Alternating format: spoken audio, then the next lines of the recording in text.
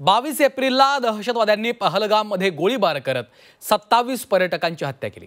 मात्र दहशतवाद्यांचं पहिलं टार्गेट हे गुलमर्ग होतं अशी माहिती आता तपासातून समोर आली आहे। गुलमर्गमध्ये चोख बंदोबस्त असल्यामुळे दहशतवाद्यांनी पहलगामला टार्गेट केल्याची देखील माहिती समोर आलेली आहे। पाहूयात या संदर्भातला एक विशेष रिपोर्ट।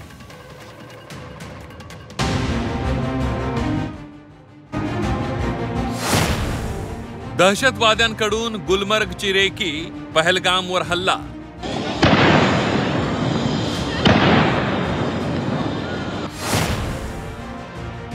गुलमर्गचा प्लान फसला, पहलगामला केलं टार्गेट।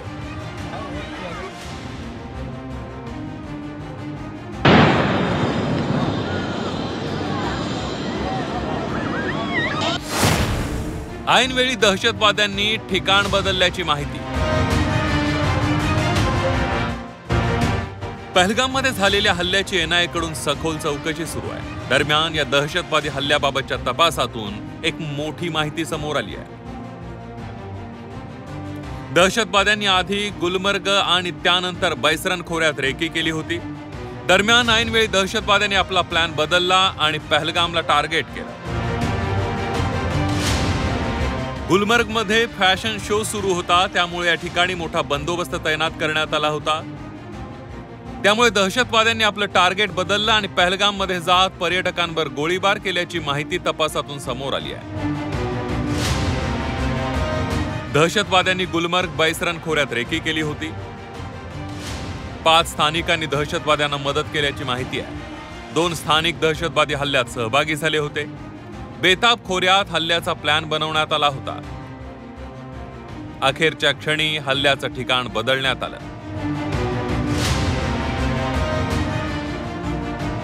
20 एप्रिलला या दहशतवाद्यांनी बैसरन खोऱ्याकडे कूच केली। त्यानंतर 2 दिवस त्यांनी जंगलामध्येच राहण्याची व्यवस्था केली।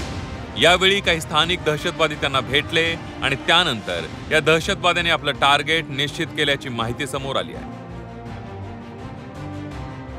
22 एप्रिलला गुलमर्गमध्ये हल्ल्याचा प्लॅन करण्यात आला। दुपारनंतर हल्ला करणार असल्याचं दहशतवाद्यांनी ठरवलं। दुपारी हल्ला केल्यानंतर रात्रीच्या वेळी जंगलातून पळून जाण्याचा दहशतवाद्यांचा प्लॅन होता। मात्र गुलमर्गमध्ये चोख बंदोबस्त असल्यामुळे दहशतवाद्यांनी पहलगामला टार्गेट केल्याची माहिती आहे।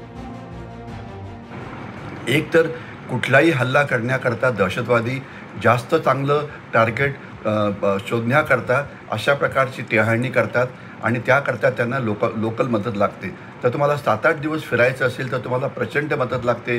पाणी आहे, अन्न आहे, राहायला जागा आहे, वेगवेगळ्या ठिकाणी तुम्हाला जायचं आहे वगैरे। आणि नंतर त्यांनी मग त्याचं असेसमेंट केली, त्याचं विश्लेषण केलं की कुठली जागा सर्वात चांगली। तर त्यात त्यांना दिसून आलं की ही जी हे जे पठार होतं बैसरनचं, तर तिथे सर्वात सुरक्षा व्यवस्था अजिबात नव्हती आणि दुसरं तिथे सुरक्षा व्यवस्था येण्याकरता खूप वेळ लागला असता, म्हणून ते तिकडे आले। दहशतवाद्यांनी हल्ला करण्यापूर्वी काश्मीरमधील अनेक पर्यटन स्थळांची रेकी केली होती। यात त्यांना काही स्थानिक दहशतवाद्यांची देखील साथ मिळाली।